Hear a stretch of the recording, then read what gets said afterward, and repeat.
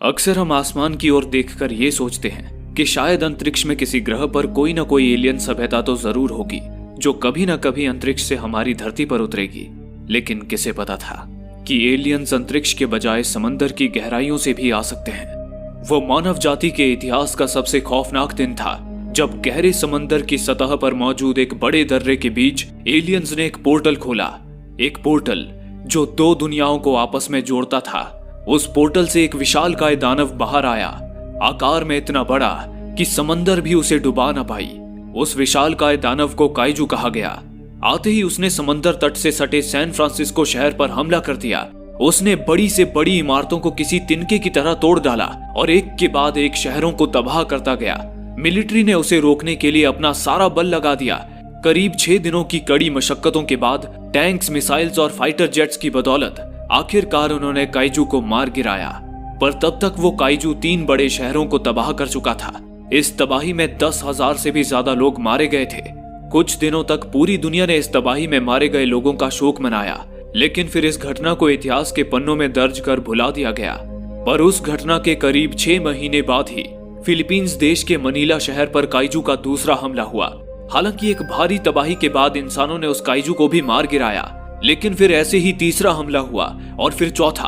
तब इंसानों को समझ आया कि ये सिलसिला रुकने वाला नहीं है, बल्कि ये आगे आने वाली किसी भयंकर तबाही का संकेत है। तब सारे देश एकजुट हुए। काइजू जैसे उन विशालकाय दानवों से लड़ने के लिए इंसानों को भी एक दानव की जरूरत थी। यहीं से येगर प्रोग्राम का जन्म हुआ।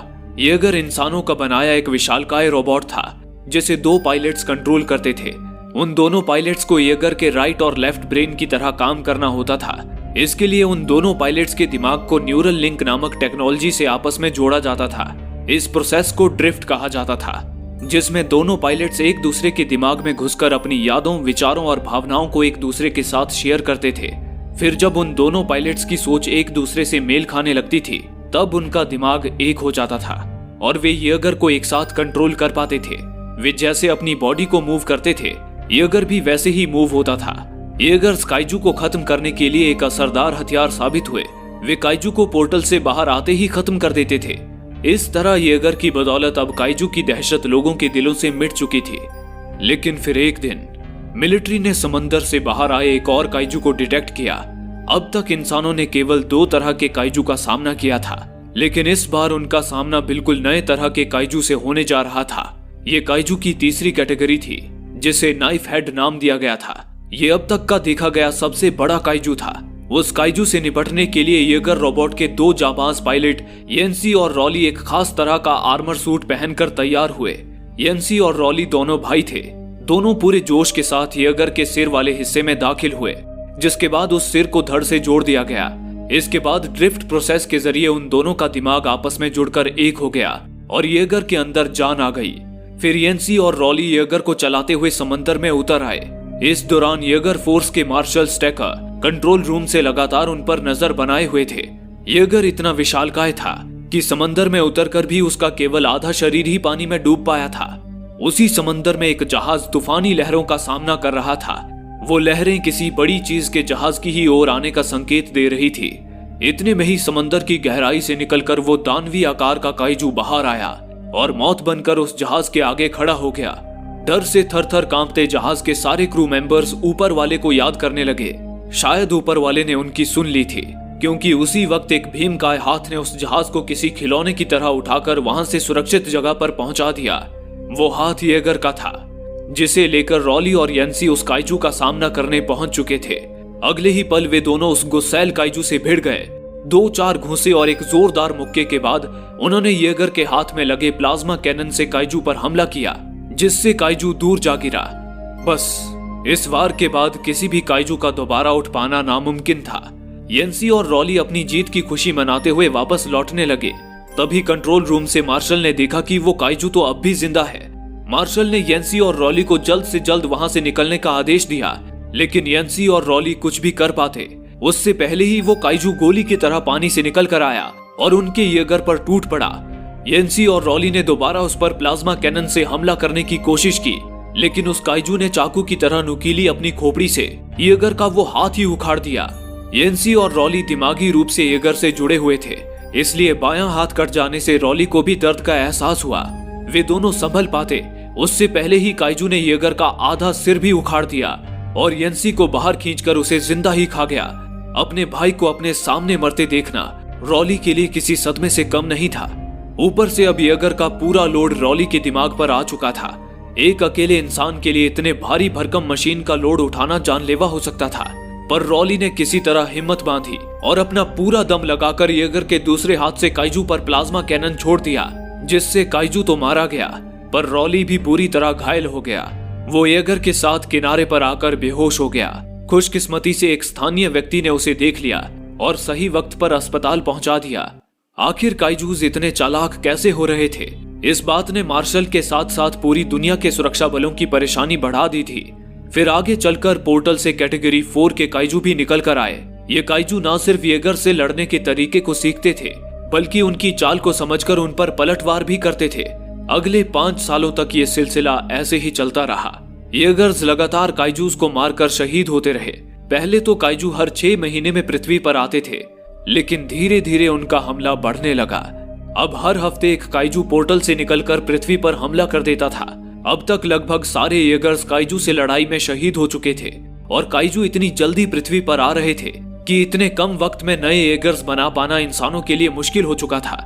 इसलिए सारे देशों के लीडर्स ने येगर प्रोग्राम को बंद करने का फैसला किया। अब उन्होंने काइजू को रोकने के लिए समुद्री तट के चारों ओर ऊंची दीवारें बनाने का तय किया, लेकिन मार्शल इससे खुश नहीं था। उसने लीडर्स से कुछ और समय की मोहलत मांगी ताकि उसकी टीम येगर्स को और ज्यादा ताकतवर बना सके, लेकिन लीडर्स इसके लिए राजी नहीं हुए। हालांकि उन्होंने मार्शल को आदेश दिया कि वो अपने बचे हुए येगर्स चाइना के हांगकांग शहर में मौजूद बैटल स्टेशन में ले जाए। जब तक हांगकांग के समुद्री तट पर दीवार खड़ी नहीं हो जाती, तब तक वे इस प्रोग्राम में पैसे लगाते रहेंगे। इसी दौरान दूसरी ओर अलास्का के समुद्री तट पर मजदूर लोहे की मजबूत दीवार खड़ी करने का काम कर रहे थे। उन्हीं मजदूरों में रॉली भी शामिल था। अपने भाई की मौत के बाद उसने येगर प्रोग्राम से मुंह मोड़ लिया था और अब एक आम इंसान की तरह जिंदगी बिता रहा था। रॉली और सारे मजदूर इस उम्मीद से काम कर रहे थे कि ये दीवार काइजू को रोक पाएगी, पर काइजू की ताकत के आगे वो दीवार भी टिक नहीं पाई। ऑस्ट्रेलिया में एक काइजू दीवार तोड़कर अंदर आ घुसा और शहर में तबाही मचाने लगा। तब एक येगर ने ही उस काइजू को मार गिराया। दरअसल अब मार्शल ने येगर्स को अपग्रेड कर लिया था, जिससे लोगों को एक बार फिर येगर्स पर भरोसा होने लगा। इसी दौरान मार्शल रॉली को ढूंढता हुआ उस तक पहुंचा। मार्शल ने रॉली को बताया कि पिछले 6 महीनों में उसने येगर्स को जितना हो सके बेहतर बनाने की कोशिश की है और अब वो एक बड़े मिशन को अंजाम देने वाला है। लेकिन उसे अपने एक येगर जिप्सी के लिए एक पायलट की जरूरत थी। जिप्सी उसी येगर का कोड नेम था जिसके पहले रॉली और उसका भाई येंसी पायलट रह चुके थे। इसलिए मार्शल की नजरों में येगर जिप्सी के लिए रॉली से बेहतर पायलट कोई और हो ही नहीं सकता था। मार्शल ने रॉली का मनोबल बढ़ाकर उसे एक बार फिर जंग के लिए राजी किया और उसे लेकर हांगकांग में मौजूद अपने बैटल स्टेशन आ पहुंचा। वहां पहुंचकर मार्शल ने रॉली को माको से मिलवाया। रॉली के लिए को पायलट ढूंढना माको की ही जिम्मेदारी थी। मार्शल रॉली को लेकर फैसिलिटी के अंदर आया, जहां जोरों शोरों से येगर्स को अपग्रेड करने का काम किया जा रहा था। अब दुनिया में केवल 4 ही येगर्स बचे थे जो वहां मौजूद थे। इसलिए अब दुनिया को बचाने के लिए मार्शल ने एक बड़ा कदम उठाया था। उसका प्लान ये था कि उन चारों में से सबसे एडवांस येगर में न्यूक्लियर बॉम्ब फिट करके वे लोग समंदर की गहराई में मौजूद काइजू के पोर्टल तक जाएंगे और उस पोर्टल के अंदर न्यूक्लियर बॉम्ब छोड़कर उसे उड़ा देंगे, जिससे काइजू कभी उनकी दुनिया में नहीं आ पाएगा। इस मिशन में रॉली का काम ये था कि उसे अपने और बाकी 2 येगर्स के साथ न्यूक्लियर बॉम्ब ले जा रहे येगर की सुरक्षा करनी थी।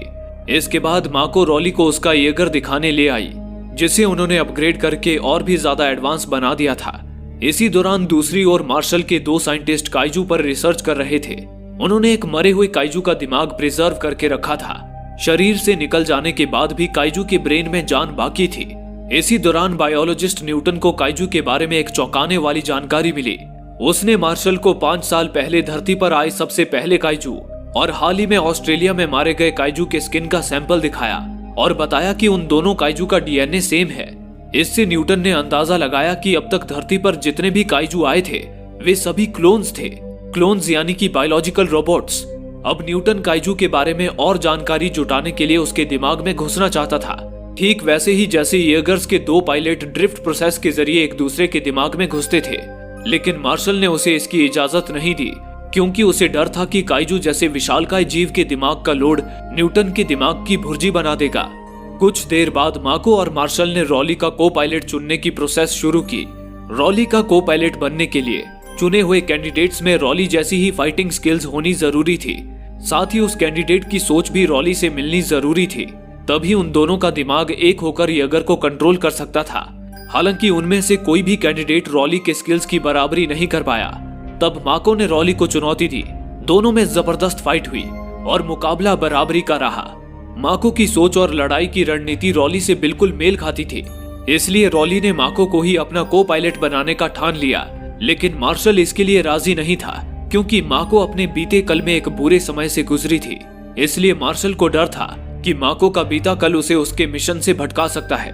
दूसरी ओर मार्शल के मना करने के बावजूद न्यूटन काइजू के दिमाग से जोड़ने जा रहा था। उसने ड्रिफ्ट मशीन का एक सिरा काइजू के दिमाग से जोड़ दिया और एक डिवाइस अपने सिर पर लगाकर मशीन ऑन कर दी, जिससे वो काइजू के दिमाग में घुस गया। उसने काइजू की दुनिया के कुछ हैरान करने वाले नजारे देखे, लेकिन चंद सेकंड्स में ही न्यूटन के दिमाग में इतना प्रेशर पड़ा कि उसकी नाक से खून बहने लगा और वो अपने होश खो बैठा। खुशकिस्मती से ऐन मौके पर न्यूटन के साथी ने मशीन बंद करके उसकी जान बचा ली। इसी दौरान दूसरी ओर माको की जिद पर मार्शल ने उसे रॉली का को पायलट चुन लिया था। जंग से पहले मार्शल ने अपग्रेड किए गए येगर जिप्सी का ट्रायल रन शुरू किया। ड्रिफ्ट प्रोसेस के जरिए रॉली और माको का दिमाग मिलकर एक हो गया और येगर में जान आ गई। तभी उधर न्यूटन का पार्टनर भागता हुआ मार्शल के पास आया और उन्हें बताया कि न्यूटन को काइजू के बारे में कुछ पता चला है। मार्शल उसी वक्त न्यूटन के पास गया। न्यूटन का हाल बेहाल था, पर वो जिंदा था। मार्शल ने उससे पूछा, तुमने काइजू के दिमाग में क्या देखा? इस पर न्यूटन ने कहा, मेरा अंदाजा बिल्कुल सही था। ये काइजू बायोलॉजिकल रोबोट्स हैं, जिन्हें एक एलियन सभ्यता ने बनाया है, और वो एलियन सभ्यता इंसानों को खत्म करने के लिए उन्हें धरती पर भेज रही है। वे एलियंस एक के बाद एक ग्रहों पर कब्जा करके वहां अपनी बस्ती बसाते हैं। फिर जब उन ग्रहों के सारे संसाधन यानी कि रिसोर्सेज खत्म हो जाते हैं, तो वे दूसरे ग्रह की तलाश में निकल जाते हैं। ये सुनकर मार्शल भी हैरान रह गया। न्यूटन ने आगे बताया, ये पहली बार नहीं है जब उन एलियंस ने काइजू को धरती पर भेजा है, बल्कि उन्होंने पहली बार डायनासोर्स के जमाने में काइजू को धरती पर भेजा था। लेकिन उस जमाने में पृथ्वी का एटमॉस्फेयर उन एलियंस के रहने लायक नहीं था, इसलिए उन्होंने इंतजार किया। पर अब जब इंसानों की धरती पर पोल्यूशन फैलाने की वजह से कार्बन मोनोऑक्साइड गैस की मात्रा बढ़ रही है, ओजोन परत घट रही है और पानी भी पोल्यूटेड हो चुका है, तो अब पृथ्वी का एटमॉस्फेयर उन एलियंस के रहने लायक बन चुका है। इसलिए वे अपने अधूरे मकसद को पूरा करने के लिए काइजू को फिर से धरती पर भेज रहे हैं। और उनके अब तक भेजे काइजू तो कुछ भी नहीं थे, आगे वे उनसे भी खतरनाक काइजू को भेजने वाले हैं। ये सुनकर मार्शल ने कहा, न्यूटन, मुझे उन एलियंस के बारे में और इन्फॉर्मेशन चाहिए, इसलिए तुम्हें एक बार फिर काइजू के दिमाग में झांकना होगा। इस पर न्यूटन गर्व से राजी हुआ, पर उसने कहा, हमारे पास काइजू का जो ब्रेन था वो डैमेज हो चुका है। काइजू के दिमाग में फिर से घुसने के लिए मुझे काइजू का एक और ब्रेन चाहिए, वो भी जीवित।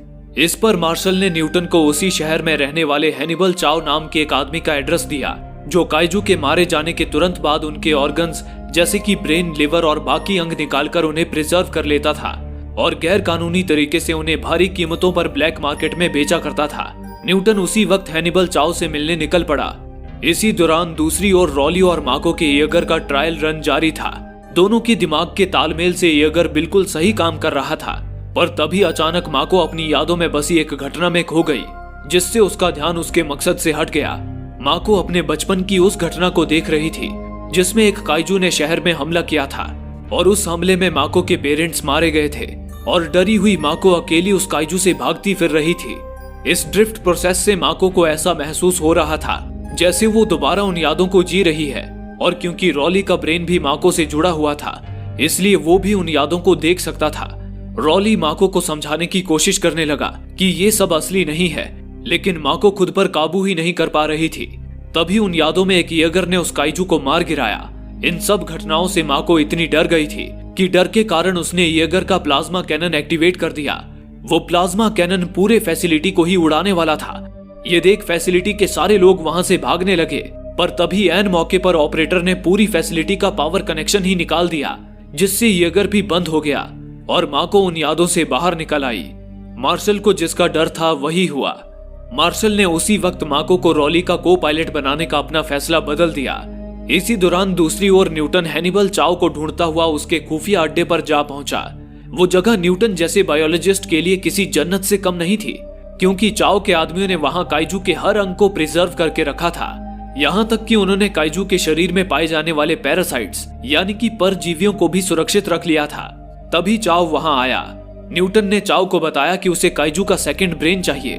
दरअसल एक विशालकाय शरीर को चलाने के लिए काइजू के शरीर में भी 2 दिमाग होते थे, एक सिर में और दूसरी उसकी रीढ़ की हड्डी के पास। न्यूटन को उस दूसरे ब्रेन की जरूरत थी, क्योंकि उसे काइजू के शरीर से सही सलामत निकाला जा सकता था। ये सुनकर चाओ ने न्यूटन से पूछा, पर तुम काइजू के दिमाग का करोगे क्या? न्यूटन बोला, मुझे ड्रिफ्ट के जरिए काइजू के दिमाग में घुसना है, क्योंकि हर काइजू का दिमाग उन्हें बनाने वाले एलियंस से जुड़ा हुआ है। इसलिए काइजू के दिमाग में घुसकर मैं उन एलियंस की इंफॉर्मेशन निकालना चाहता हूँ। ये सुनते ही चाओ ने न्यूटन की आंखों में देखा। उसकी आंखें लाल देख चाओ समझ गया कि न्यूटन पहले भी ड्रिफ्ट के जरिए काइजू के दिमाग में घुस चुका है। ये जानने के बाद अचानक चाओ ने कहा, तुम्हें पता नहीं तुमने कितनी बड़ी बेवकूफी कर दी है।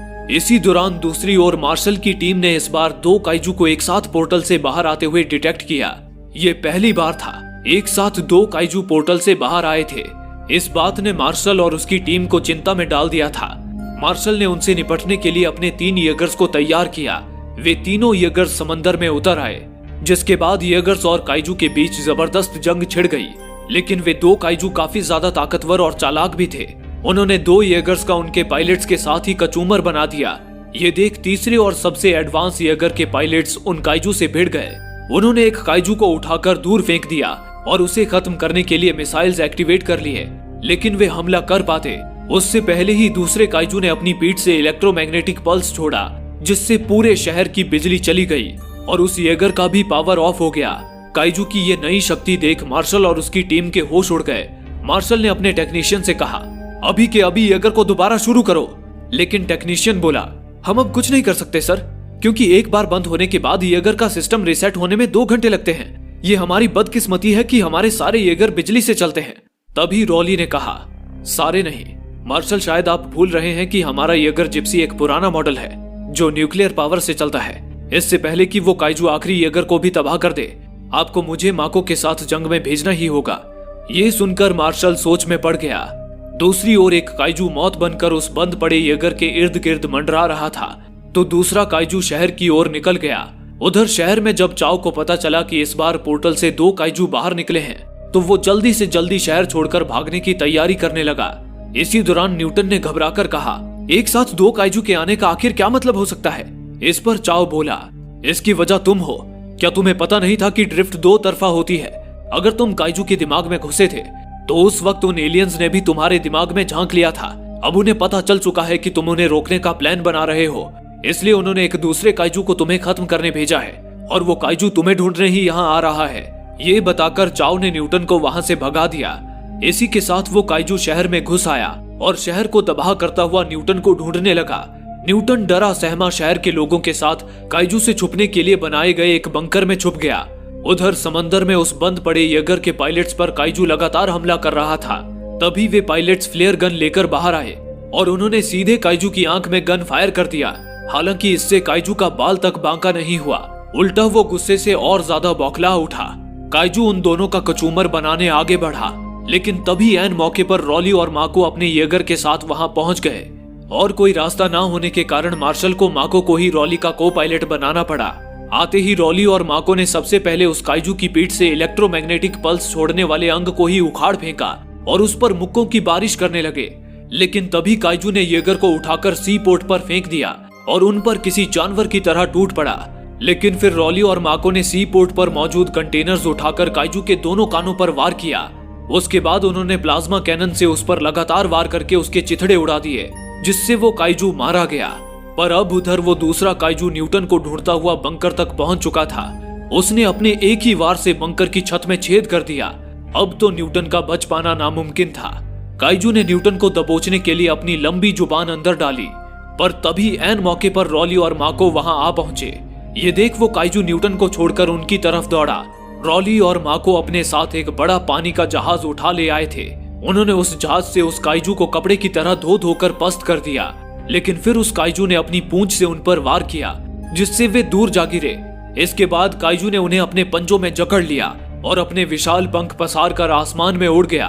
वो काइजू रॉली और माको के येगर को लेकर पृथ्वी के वायुमंडल से बाहर निकलने लगा, जिससे येगर के अंदर ऑक्सीजन खत्म होने लगी। पर तभी रॉली और माको ने येगर के हाथ से एक तलवार बाहर निकाली और उस काइजू के पेट को चीर कर रख दिया, जिससे वे काइजू के पंजे से आजाद हो गए। पर अब वे येगर के साथ बेतहाशा जमीन की ओर गिरने लगे। इतनी ऊंचाई से गिरकर उनका मरना तय था।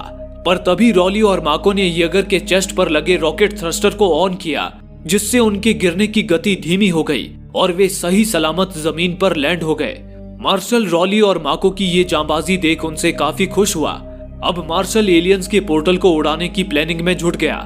इसी दौरान दूसरी ओर अपनी जान की खैर मनाकर न्यूटन वापस चाओ के पास आया और इस बार उसे धमकाते हुए उससे काइजू का ब्रेन मांगा। इस पर चाओ न्यूटन को अपने साथ ऊपर से गिरकर मारे गए उस काइजू की लाश के पास ले आया, जहां उसकी टीम उस काइजू के अंदरूनी अंग निकालने उसके शरीर के अंदर घुस आई थी। लेकिन बदकिस्मती से उस काइजू का ब्रेन डैमेज हो चुका था। तभी अचानक उस टीम को काइजू के अंदर दिल धड़कने जैसी एक आवाज सुनाई दी, जिसे सुनकर वे सभी सख्ते में आ गए। वहीं न्यूटन ने भी वॉकी टॉकी पर उस आवाज को सुना। वो आवाज सुनते ही उसे समझ आ गया कि वो काइजू प्रेग्नेंट थी। तभी अगले ही पल अचानक उस काइजू का बच्चा अपनी माँ का पेट फाड़कर बाहर निकला। उसे देख डर के मारे सारे लोग वहां से भागने लगे, पर हड़बड़ी में न्यूटन गिर पड़ा। न्यूटन अब उस बच्चे का पहला भोजन बनने वाला था, लेकिन उस बेबी काइजू की गर्दन अपने ही गर्भनाल में उलझ गई थी, जिससे उसका दम घुट गया और न्यूटन तक पहुंचने से पहले ही वो मारा गया। इतने में ही चाओ वहां आया। चाओ को उस बेबी काइजू के रूप में जैसे खजाना मिल चुका था, वो उसे भी हथियाने वाला था। पर तभी अचानक ही वो बेबी काइजू जाग उठा और चाओ को जिंदा ही निगल गया। लेकिन भागने की कोशिश में एक बार फिर उसकी गर्भनाल उसके गर्दन में कस गई और इस बार वो पूरी तरह मारा गया। इसी दौरान दूसरी ओर मार्शल की टीम को जानकारी मिली कि एलियंस ने इस बार 2 और काइजू को धरती पर भेजा है। लेकिन अजीब बात थी कि वे काइजू समंदर से बाहर ना आकर पोर्टल के आसपास ही मंडरा रहे थे।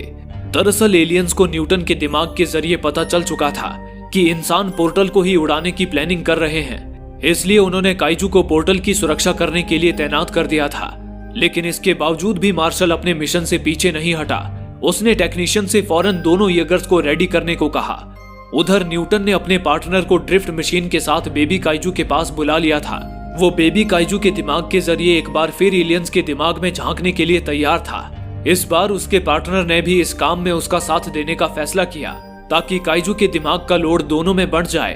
फिर वे दोनों मशीन से जुड़कर एलियंस के दिमाग में घुस गए। न्यूटन और उसके साथी को काइजू के दिमाग में घुसकर एक ऐसी बात पता लगी जिसने उनकी चिंता बढ़ा दी। वे दोनों मार्शल और उसकी टीम को इस खतरे से सतर्क करने उसी वक्त बैटल स्टेशन की ओर निकल पड़े। लेकिन तब तक उधर मार्शल अपने प्लान को अंजाम देने निकल चुका था। इस बार मार्शल खुद एक को पायलट के साथ न्यूक्लियर बॉम्ब ले जा रहे येगर में सवार था और रॉली और माको अपने येगर के साथ उसकी सुरक्षा के लिए उसके पीछे चल रहे थे।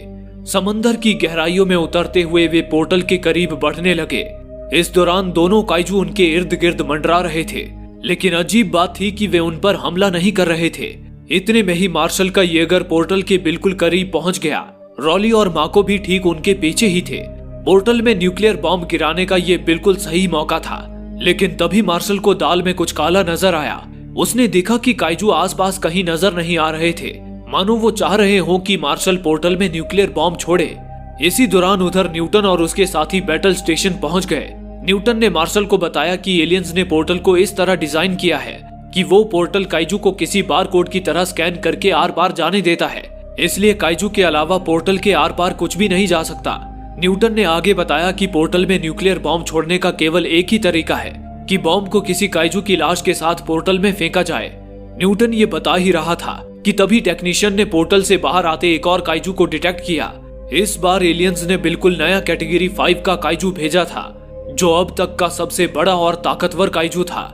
यानी कि अब उन्हें 3 खतरनाक काइजूस का सामना करना था। लेकिन मार्शल जरा भी घबराया नहीं, बल्कि वो उस काइजू से युद्ध के लिए तैयार हो गया। वहीं रॉली और माको भी इस लड़ाई में मार्शल का साथ देने के लिए पूरी तरह से तैयार थे। पर तभी अचानक पीछे से एक काइजू ने रॉली और माको के येगर पर ही हमला कर दिया। पर रॉली और माको ने उसकी गर्दन धर दबोची और येगर के एक हाथ से तलवार निकाल लिया। वे तलवार से उसकी गर्दन काटने ही वाले थे कि तभी पीछे से एक और काइजू तेजी से आया और उनका वो तलवार वाला हाथ ही उखाड़ता हुआ आगे निकल गया। उधर एक और मार्शल और उसका को पायलट उस विशाल काइजू से जूझ रहे थे, तो इधर 2 काइजू ने रॉली और माको की नाक में दम कर दिया था। इतने में ही एक बार फिर वो काइजू अपना मुंह फाड़कर तेजी से उन पर हमला करने आया, लेकिन तभी रॉली और माको ने येगर के दूसरे हाथ से तलवार निकालकर उसे उस काइजू के मुंह में ही घुसा दिया और उस काइजू को बीच से फाड़कर रख दिया। लेकिन अब भी 2 काइजू जिंदा थे। उधर दूसरी ओर मार्शल और उसके को पायलट ने भी उस विशाल काइजू को बुरी तरह घायल कर दिया था, लेकिन तभी वो दूसरा काइजू भी मार्शल की ओर बढ़ने लगा। अब मार्शल समझ चुका था कि उनका बच पाना नामुमकिन है। मार्शल ने रॉली और माको से कहा, रॉली, माको, तुम्हारा येगर एक चलता फिरता न्यूक्लियर रिएक्टर है, इसलिए अब तुम्हें ही पोर्टल को उड़ाना होगा। अब मैं तुम्हारे लिए रास्ता साफ करने जा रहा हूँ। ये कहकर मार्शल ने अपने येगर में लगा न्यूक्लियर बॉम्ब ब्लास्ट कर दिया, जिससे इतना भयंकर धमाका हुआ कि एक पल को समंदर के उस जगह का सारा पानी ही ऊपर उठ गया और मछलियां जमीन पर पड़ी फड़फड़ाने लगी। अगले ही पल एक झटके के साथ समंदर का पानी फिर से वापस आ गया, लेकिन इस झटके से रॉली और माको का येगर और ज्यादा डैमेज हो गया। उधर न्यूक्लियर धमाके में मार्शल और उसके को पायलट की कुर्बानी की बदौलत एक काइजू तो मर चुका था, पर उस सबसे बड़े काइजू का कोई अता पता नहीं था। रॉली और माको मार्शल की कुर्बानी जाया नहीं जाने देना चाहते थे। वे काइजू की लाश उठाकर पोर्टल की ओर जाने लगे ताकि काइजू की लाश के सहारे पोर्टल के अंदर घुसकर वे पोर्टल को उड़ा सकें। पर तभी वो विशाल काइजू उनके सामने आकर खड़ा हो गया। न जाने वो काइजू किस मिट्टी का बना था कि न्यूक्लियर धमाके को भी झेलकर अब तक बचा हुआ था। लेकिन उसी पल रॉली और माको ने अपने येगर का जेट ऑन किया और उस काइजू को ही दबोचकर दर्रे में कूद पड़े, जिसकी गहराई में वो पोर्टल मौजूद था। उन्होंने अपनी तलवार काइजू के शरीर में घुसा दी और तेजी से पोर्टल में गिरने लगे। लेकिन इस दौरान वो बौखलाया काइजू उनके येगर को लगातार तबाह करता जा रहा था, जिससे येगर के अंदर ऑक्सीजन की कमी होने लगी। तब रॉली ने येगर के चेस्ट पे मौजूद रॉकेट थ्रस्टर को ऑन किया, जिससे निकली आग ने उस काइजू को भून कर रख दिया और आखिरकार उस काइजू का अंत हो गया। इसी के साथ वे लोग काइजू की मदद से पोर्टल के अंदर दाखिल हो गए। माको के सूट का ऑक्सीजन काफी लो हो चुका था, इसलिए रॉली ने माको को एस्केप पॉड में डालकर वापस धरती पर इजेक्ट कर दिया और अकेला ही पोर्टल के दूसरी छोर की ओर निकल पड़ा। पोर्टल के दूसरी छोर से निकलते ही रॉली का येगर एलियंस के ग्रह में दाखिल हो चुका था। इसी के साथ रॉली ने येगर के न्यूक्लियर रिएक्टर को ऑन कर दिया, जो 60 सेकंड में ब्लास्ट होने वाला था। इसके बाद रॉली भी एक एस्केप पॉड में सवार हो गया। उधर एलियंस येगर को अपने ग्रह पर देख भौचक्के थे। रॉली ने जैसे ही अपना एस्केप पॉड पृथ्वी की ओर इजेक्ट किया, तभी येगर में एक जोरदार धमाका हुआ, जिसने पोर्टल के साथ साथ एलियंस की भी कई सारी आबादी को मिटाकर रख दिया। खुशकिस्मती से तब तक रॉली पोर्टल से बाहर आ चुका था। उधर बैटल स्टेशन पर पोर्टल को तबाह होते देख सारे लोगों के अंदर खुशी की लहर दौड़ उठी। रॉली और माको की बदौलत दुनिया ने एलियंस से जंग जीत ली थी। वे दोनों सही सलामत समंदर से बाहर निकल आए। अब रॉली और माको के दिमाग के साथ साथ उनके दिल के तार भी एक दूसरे से जुड़ चुके थे। उन्होंने एक दूसरे से प्यार का इजहार कर दिया और इसी के साथ ये कहानी यहीं समाप्त हो गई। दोस्तों, आप में से काफी लोगों का कहना है कि हमारे वीडियोस आप तक नहीं पहुंच पा रहे हैं। उसके लिए आप सब्सक्राइब बटन को दबाने के बाद नोटिफिकेशन के बेल आइकन पर क्लिक करें और ऑल का ऑप्शन सिलेक्ट कर लें, ताकि हमारी सारी वीडियोस की नोटिफिकेशन आप तक पहुंच सके। धन्यवाद।